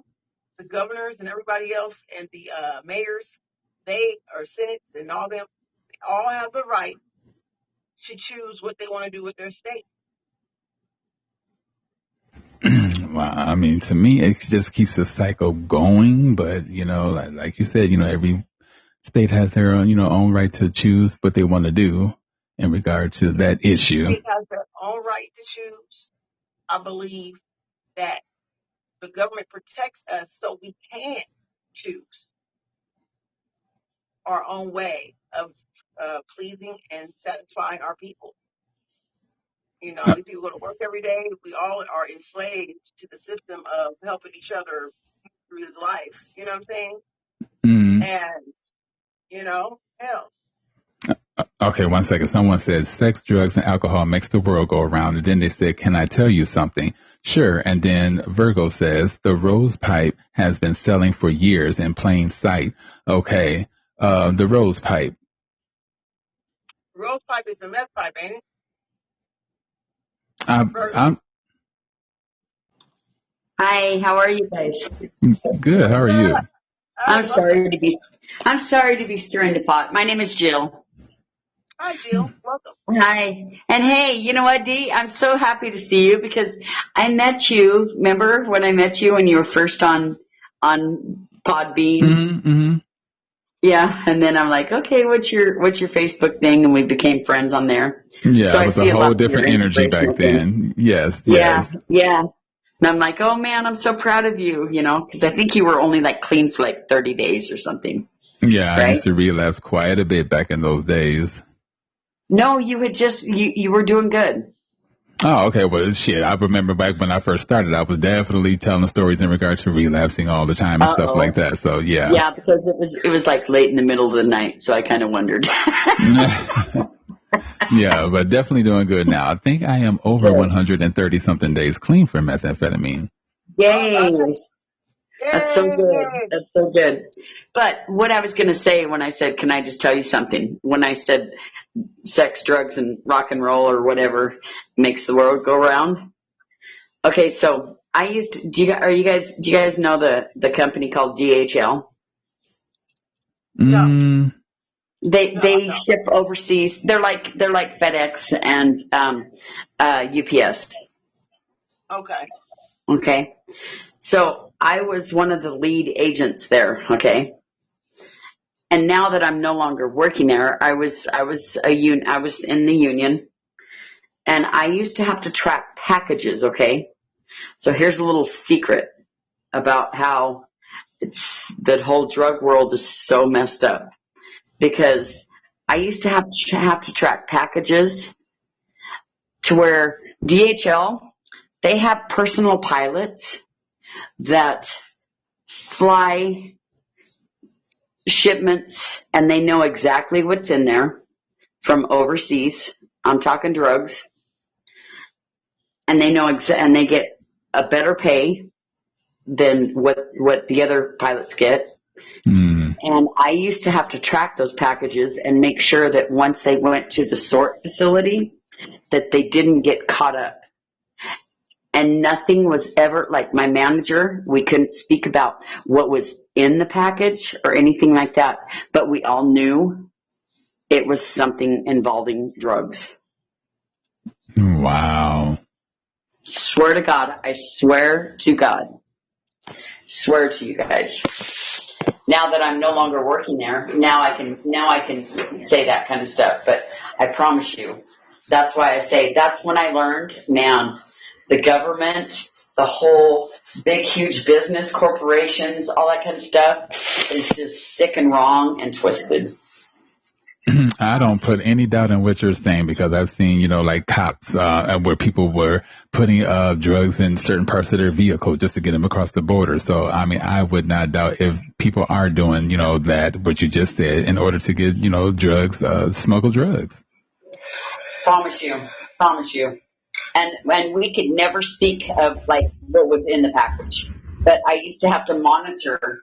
I used to have to monitor those big packages and then not say a word because, and they absolutely had to, like us lead agents, we were not allowed to call the sort facility there in Ohio, Cincinnati. We weren't allowed to unless there was a couple of those specific packages. Then that's when we had to dial a private number and be like, okay, wait a minute, this package cannot get caught up. I promise you, I swear on my life, telling you the truth. So that's when I realized, man, this is so messed up. This whole world, this whole country, this whole government thing is such a mess. Well, obviously, I think Virgo, somewhat agrees with what you said because they said they've been transporting for years quietly. So, Yeah, yeah. Wow. yeah, How do sure you do feel you. about that, Ms. Mo? I don't know. I never heard of anything uh, coming from my source. I've been underground for 15 years. I don't really know anything about it. But I mean, all I can do is open my ears and pay attention. Uh, Yeah. I've always known the government to protect us, uh, but I've never known them to smuggle drugs. That would be a game changer. I'm telling you, If we could, they've got pilots that get that get paid higher money than what the other ones do, and they are certainly aware of what they're doing. I promise you. I swear on my life. So maybe this fits into what you're saying, Jill. Virgo says if you pay the luxury tax, you can do whatever. Yep, it's true. So true. well, I mean, at this So point, true. drugs are legally used. You know, as Americans, we can now legally use drugs freely. We can now probably even sell it at this point freely as long as we pay taxes. I think that's from what I heard. We got the marijuana shops going in all multiple states, especially in the West Coast. I mean, at this point, Yeah, the the way West the Coast. country is going, why not go ahead and let the dope dealers get their money, man? Let's I get know. professional about it. You know I what I'm know. saying? I mean, I'm just Let me saying, tell you. start I doing have it to tell together. you this. I didn't have contact with a lot of my family members, and I'm the youngest out of 3 girls. Well, I have a sister that lives in Omak, Washington, and she is a big weed grower for a couple of medical companies and quite a few dispensaries that are from Omak to like from Spokane to Seattle to other places. And I used to always be like, man, my whole family judges me for using meth and all that kind of shit, you know? But how is it okay that I've got a sister that's a huge ass drug dealer and that's okay? How's that? I don't get it. All because it's legal. But let me tell you, she can't have a checking account because really honestly, they say it's legal. But when it comes federal, no, she would get busted. Like as far as like her checking, payroll, all that kind of stuff. So what's the difference? Like seriously, I don't get it. And she's got 3 huge weed farms. Huge, huge. Hmm. So what's the difference That's between it. what's the difference between weed and meth or cocaine or anything? It's all the same drug world. Like some of her stories that she's been dealing with some of the people when she calls and she talks to me about it, I'm like, you know what? It's the drug world. What are you talking about? I don't know why you're so upset. Somebody ripped you off thousands and thousands of dollars. That's weird. It's the Oh drug world. yeah, yeah, that Yeah, definitely happens. you know? Even if it's Crazy. $10 or $5, I've been ripped off several times. Yeah, but now though, the scary thing is her weed is pretty much not, it's like she's hardly getting any money for it because the cartel has came in and they're taking over. That's a big hush hush thing. Nobody wants to talk about that. Now, what about the cartel? Now that we're talking about them, they have various different ways of delivering drugs as well. Very Yeah, sneaky sure ways, did. like Yes, don't they have underground like tunnel type of things where they smuggle drugs? yes, they do. Yes, they do. She just Wow. sold one. She just sold one farm and a huge load.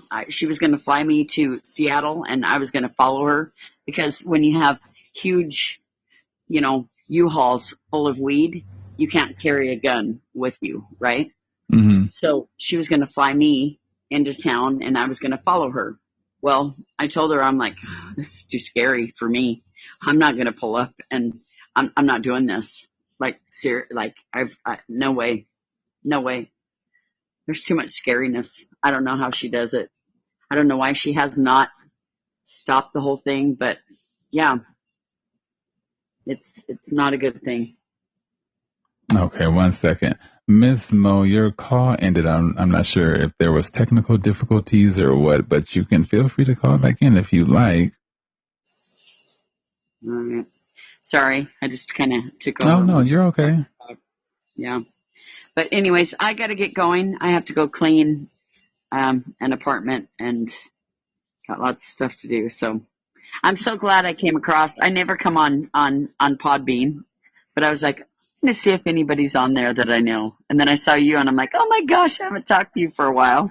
Well, thank you for showing up. I really do appreciate your energies. Yes. Yeah, yeah. And thank you for sharing those stories. And yeah, that was an eye opener for a lot of us. Well, I don't know, but I probably talked too much and shouldn't have said a lot of things that I should have. Oh, you're But okay. it's I true. I'm mean, not shit. lying. I'm telling you the truth. I mean, hell, and I believe what you're saying because, you can't trust our government. Yeah, shit. I'm not a conspiracy person, anything like that, but I'm just saying there's like, it's just been, yeah, there's a whole lot of things that's not right. And Hmm. then as us as American and addicts are sitting here going, oh man, how do I get out of this? How do I do this? No, it's impossible for most people, you know? Well, it's hard to navigate in a world where people are still sleeping, and when you're awake to a lot of stuff that goes on in regards to the government and the drugs and stuff like that. It makes it more difficult to be a part of all of that mess. You just want to separate from it. Right, right. Yeah, I've been good. It's 4 years for me now. Excellent, excellent. Yeah, yeah. And I probably don't make the best choices because I still have friends that I know that are using, but they don't come around, like they don't bring it around or anything like that. But I still miss them. And that's the sick part in my head where I think to myself, Jill, just let it go. Let the past go, you know? Yeah, because it's not worth it. And I sometimes drive in familiar places where I used to do, drugs and stuff like that. And I've been told several times, not to do that because anything could trigger me at any moment. But, I still do it because I think that I'm strong enough to, fight temptation. But, I need to stop doing that and take different routes. Yeah. Okay. So I have to tell you this. So it's been 4 years for me, but the last few weeks, I don't know why, and it pisses me off when I wake up in the morning. I've had relapse dreams to where I've like have the shit there to where I wake up and I'm like, oh my God, did I really just do that? Where's that coming from? Mm-hmm. Mm-hmm. Because I know that I'll never go back to that, but how come that's popping up in my head? And I don't know if you're spiritual or not, but I keep thinking, okay, is that Satan? Is that Jesus? I mean, you know what I mean? Like, No, yes, I'm very spiritual and I where know is that? exactly what you're talking, where you're Where coming is that from. coming from? Like, how come that's happening? Because I mean, like consciously, no, I know I will never go back to that. But then to wake up from a dream to where it's like actually felt real, like that's just sick. And it's been 4 years. Why is that all of a sudden? Why am I all of a sudden having that? I And don't like know. these flashbacks of your life and the No, Matrix or the drug. of actually doing it, of actually having it and doing it, and all. And I'm like, that's just sick. Like, is that considered a relapse? I don't know. Um, No, because I have not physically done it, but in but my you're mind, thinking about it, yes. I'm Mm-hmm. not. But I don't think about it consciously. Like when I'm awake, I never think about it. So how come I'm having dreams about it? Why? Maybe, I don't know. Maybe it's just something where you abuse it for so long and it's just, that's a good question. Because I have like minor thoughts in regard to my, addiction and possibly, using. I get this feeling all over, it's just like, oh my God, the feeling of when I used to, take those puffs of methamphetamine or whatever. I get those feelings when I, want to use and go back into those particular days. Right. But you know what? Honestly, I was always the type that would hand it to somebody else and they would always have to take the first few puffs. And then I used to always have to have a piece of gum in my mouth. So it's not the taste that I miss. Maybe it's the thought of it'll get me in gear to do something. I don't know. Or can I say that euphoric feeling, I guess you could say, after taking a couple of No, puffs? I never, I was, that's funny you say that because I'm like, everyone used to always tease me and they're like, oh my God, Jill the prude that doesn't, like all my other friends or people that I was around used to have that like, oh man, it's like so euphoric and it's so this and so I'm like, ew, yuck. It does the opposite to me. It used to make me think, oh my God, I need to clean my house. Like the whole sex I thing. wish it had that effect on me because I was, not to tell my business, but I was forever watching porn and all of that type of, perverted Oh, I stuff. know. So, I had a husband that did that. He died 5 years ago. But yeah, that was our biggest fight. And no, he was a him cop. watching porn. Remember I told you he was a cop for 15 years. Mm-hmm. And I was the one that introduced him to it. And then I felt bad because he got out of control, And then when you have partner that's all they want to do. So it's either, okay, stop bitching about it or just join them. Well, then when you join them and they still have issues with their stuff, So was because he that ever stuff makes abusive? you limp. Was he ever abusive during his phase of using? It was very, very, And a cop on top of that. And I heard like a lot of police officers are pretty yeah, abusive. Yeah. exactly. He was extremely abusive. And then he used to always call the cops on me and try to tell the cops that, and this was my house. I've owned my house for almost 30 years and he was living here. And he used to tell the cops all the time that I was the drug addict and I had drugs and they'd come in and search my house. It was awful, just ugly. My life was horrible back then. Yeah. I'm No, just were so there thankful that it's not. I'm sorry, were there children of addiction involved or no? No, well, I fucked my kids up because I started using drugs at the age of 35. I started using meth at 35 and then I quit. I'm 54. So I quit at the age of 50. But I have a 31-year-old and a 29-year-old. And so, yeah, but I was in denial about that, about, whenever they'd find something, it was always somebody else's. Mm-hmm. Mm. I think that's, Yeah. what most addicts do, deny the fact that they have a problem and that's not mine, it's someone Oh, yeah. else's. Yeah. Oh my God, that was my friend that I was helping out. Mm-hmm. That person will never be back here again. Because Mm-hmm. I wasn't raised like that. I'm not trying to be, like Miss Yuppity Up, but I have a family that I was not raised like that. Like mom and dad that were together for 50 some years, had businesses, well known in the community. You know what I mean? Mm-hmm. It was my big, huge secret. So I lied. I was a liar all the Or what time. you thought was a secret, because I thought I hid my addiction. Well, in the beginning I did, but I started showing symptoms of it, and Oh yeah. I was a little loose in regard to trying to hide things. But though people didn't find my stash or whatever the case may be, or where I hid stuff, I Right. was a little lackadaisical, I guess you could say, in regard to being discreet in regard to my addiction. And energy doesn't lie. I put out a lot of different energies in regard to, me being under the Right. influence and stuff like that, and bringing home, scallywags and all of that stuff. So yeah. Yeah. Yeah. Yeah. Yeah. And to sit and look at your own kids when they find it and they're holding it in their hand and you Oh look at them and go, wow. what are you talking about? That, I don't know what that, give that back to me right now. That is not Wow. fun. Yeah. Ugliness. Ugly. Ugly. But I'm working through it. That was my past. I've got grandkids now and working on getting a better relationship with my kids and yeah. That's a good thing. You push forward in regard to your addiction, and you're recovered and you're doing great things, and that's what it's all about, and the power of sharing. So thank you very much. Now, do your kids, do they have any recollect of what happened, a Oh while yeah. back? Or, oh, Yeah. okay. Yeah.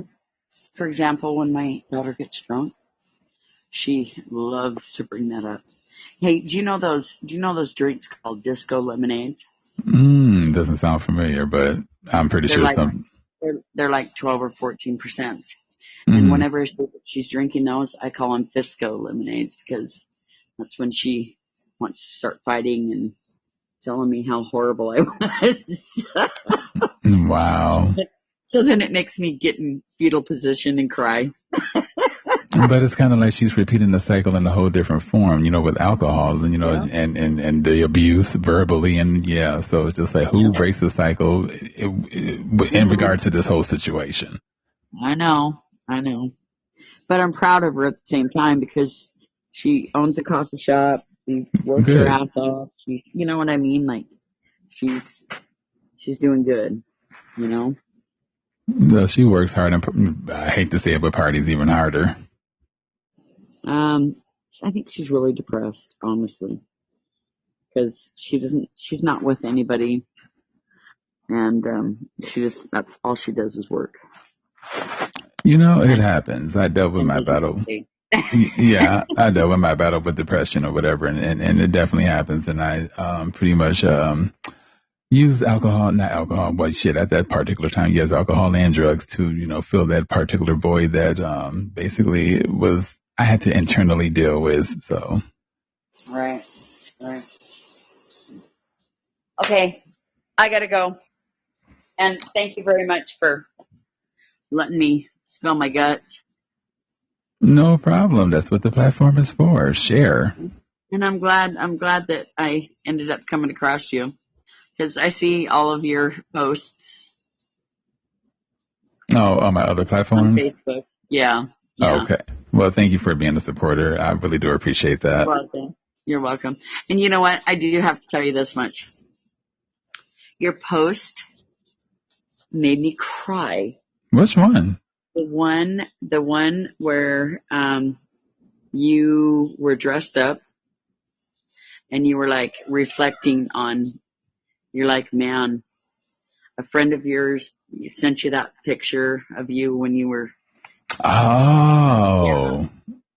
and you're Oh, like, okay. man, look at you when you said you looked at your eyes and all that kind of stuff and talking about. Would you say something about how really honestly you were so sad on the inside? You know? Yeah, I remember that picture well. I was very, very high in the bathroom at 6149 West Oakey Boulevard in Las Vegas, Nevada, on the second Yeah, fucking floor. And yeah, yep, I took that picture. And I don't know what made me take that picture high, but I did it. I know. But I was going to tell you when I saw that, I cried and cried because when I look back at pictures, like when I see pictures, I cry because I'm like, man, my first thought is I was high. Look at my Mm-hmm. eyes. And I zoom in and I Mm-hmm. look at my eyes and I'm like, I was not good. You know, I was living Soulless. a lie. Mm-hmm. Yeah, that's what it was. Soulless for me. I was very soulless in the eyes. I know, I know. So when I saw that, I cried and cried and cried, and I'm like, why am I crying like this? Because you could reflect, Yeah. sometimes we are a human mirror to each other. We can see we can see ourselves in other people. And, that's what I've done in this situation, with that picture you Right, just seen, bits and pieces of your own life, and right. yeah, you had a reflection. Yeah, yeah. So, but thank you for sharing and, you know, still being positive and not giving up and still putting your word out there. And yeah, Why, thank you. Thank you for those encouraging words. I would, yeah, you forever. Yeah. Pound to yeah, the heart. Thank you so much. you're welcome. Okay, I'm going to go. I don't know how to hang up on this. I believe you. Hold on, let me see. Oh, I can disconnect you if you want. Okay, yes. Oh, okay. Well, I'm going to Okay, it was disconnect good now. talking to you. You too. Okay, bye. Bye bye.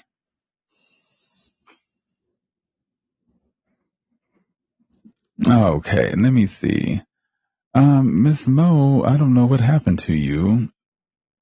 Your call ended, and it says you're still in here. It would be nice if you could join the chat again before I end up leaving. But um, before I go, I guess I'm going to thank everyone for tuning in and listening and participating and sharing their stories. That's what it's pretty much all about.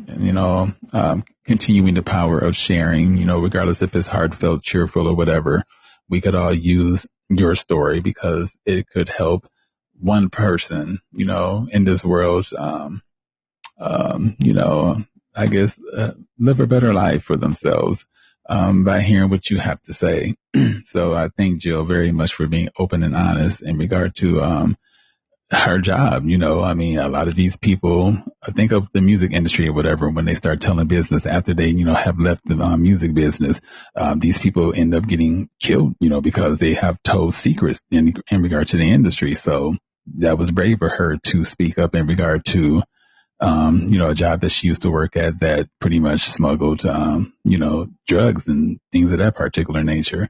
Um, things like that should be highlighted for people to know, because these things are happening. Drugs are being smuggled in all type of ways. I wouldn't doubt if they putting drugs up mule asses and, transporting them, from here to there. People are going to do what they are going to do in order to, get them drugs out there and get that damn money. Even if they have to put them in children, that's what they're going to do. And I wouldn't doubt if children have been stuffed with drugs, by parents or, cartel or whatever the case may be. The war on drugs is definitely what it is, a war on drugs. And, it's shameful, that, big corporations are, paying pilots extra money and stuff to do their dirty work. That's very, very shameful. But this is the world that we live in, unfortunately. And, those that are pretty much awake in a world that is pretty much still asleep, it's just hard to live by what you see, what you feel, what you hear, and whatever else the case may be. Thank God I'm just a different frequency and I vibrate on a whole different level, and I just choose to walk my own path and do my own thing. And, it will benefit me in the long run, and hopefully other people that are in my life moving forward. But anyway, I guess I'm going to end this. Ms. Mo, I hate that you, I'm not sure what happened, in regard to you being disconnected. You could have called in at any point in time, because, we enjoy, hearing your voice and your opinion in regard to things. Yeah, but all right, you guys, I guess I'm going to end this and get some cleaning and packing done. And, thank you guys once again for, joining the show. And, until next time, have a good one. Namaste.